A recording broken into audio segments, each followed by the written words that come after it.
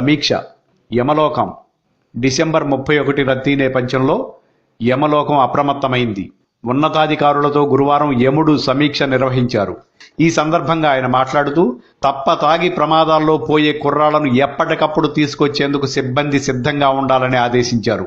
అవసరమైతే దినసరి వేతనానికి అదనపు సిబ్బందిని నియమించుకోవాలని చెప్పారు. మద్యం అలవాటు ఉన్న భటులను భూలోకానికి పంపించవద్దని సూచించారు.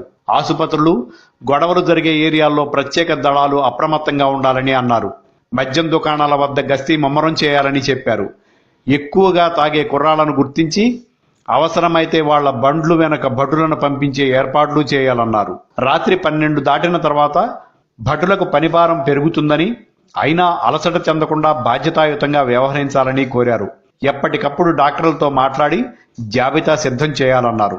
ఎంతమందిని తీసుకువచ్చినా ఇబ్బంది లేదని, యమలోకంలో రద్దీకి తగ్గట్టు ఏర్పాట్లు